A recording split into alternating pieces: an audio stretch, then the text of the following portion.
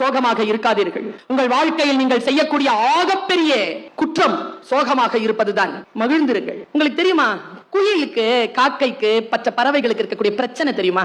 நமக்கு தெரியாது. உதாரணத்துக்கு சொல்றேன். நம்ம வீட்டுல வந்து நான் வெஜிடேரியன் சமைக்கிறவங்களுக்கு முட்டை கோழி அப்படின்னு சொன்னா ரொம்ப பிடிக்கும். முட்டை கோழியை வந்து சமைப்பாங்க. முட்டை கோழினா என்ன அர்த்தம்னா, அது முட்டை போட்டிருக்காது, ஆனா போடுற லெவல்ல இருக்கும். நிறைய அது உள்ள எடுத்து பாத்தீங்கன்னா நிறைய முட்டைகள் இருக்கும். என்னைக்காவது யாரேனும் ஓடுடைய முட்டையை கண்டெடுத்திருக்கிறோமா?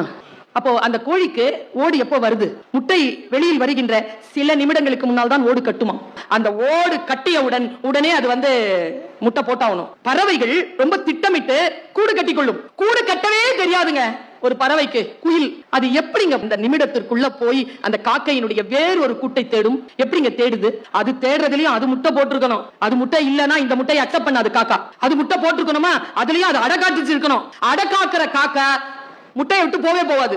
அப்போ அடை காக்கிற முட்டையும் இருக்கணும், காகமும் இருக்கக்கூடாது, அந்த கூட்டையும் கண்டுபிடிக்கணும். இத்தனையும் அந்த ஒரு மணி நேரத்துல அந்த பறவை செய்யணும். அது என்ன பண்ணுமா, ஆண் பறவையை சேர்த்துக்குமா. ஆண் பறவையை சேர்த்துக்கிட்டு அது போய் அந்த இடத்தை லொகேட் பண்ணிட்டு, ஆண் பறவை அந்த காகம் இருக்குல்ல, அந்த காகத்தை, அந்த பெண் காகத்தை சீண்டி அத அந்த கூட்டுல இருந்து கிளப்பி தூரமா கொண்டு போகுமா. அது தூரமா கொண்டு போற அந்த நிமிடங்கள் இருக்குல்ல, அந்த நிமிடங்களுக்குள்ள இந்த குயில் அந்த இடத்துல முட்டையிடுமா. கொஞ்சம் நினைச்சு பாருங்க இந்த ஸ்ட்ரகிள் நினைச்சு பாருங்க. நீங்க அந்த முட்டை போட்டுட்டு அது வந்துரும். அம்மா அப்பா ரெண்டு பேரும் வந்துட்டு தூரத்துல இருந்து பாக்குமா. இதுல எங்க தெரியுமா ஸ்ட்ரகிள் ஆரம்பிக்குது? முட்டை போட்டதுக்கு பிறகு அம்மா அப்பாவுக்கு ஸ்ட்ரகிள் தீந்துருச்சு, ஆனா அந்த முட்டைக்கு ஸ்ட்ரகிள் ஆரம்பிக்குது. இந்த முட்டை இருக்குல்ல, அது அடை காக்கிறதுக்கு பிறகு கொஞ்ச நாள்ல அது வெளியில இருந்து குஞ்சு வரும். குஞ்சு வரும் பொழுது காக்காய்க்கு தெரியாது இது தன் குஞ்சு இல்லைன்னு.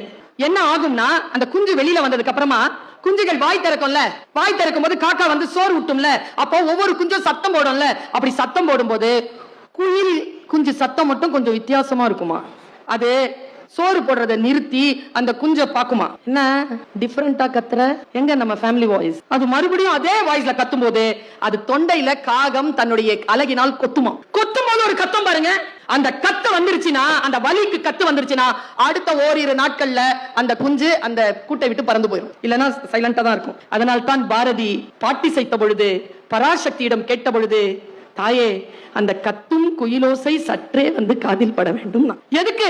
வலியில் வேதனையில் அடையாளம் தெரியாத யாரோ ஒருவருடைய அரவணைப்பில் தன்னுடைய வாழ்க்கை இனியும் இருக்காது, அடுத்து நான் வாழ்க்கையை சந்திக்க போகிறேன் என்ற பொழுது உள்ளிருந்து பீரிட்டு எழுகின்ற அந்த கத்துகின்ற ஓசை இருக்கு இல்லையா, அது கவிஞன் காதுகளுக்கு கேட்கிறது. சோகமாக இருக்காதீர்கள். உங்கள் வாழ்க்கையில் நீங்கள் செய்யக்கூடிய ஆகப்பெரிய குற்றம் சோகமாக இருப்பதுதான். மகிழ்ந்திருங்கள், மகிழ்ச்சியாக இருங்கள்.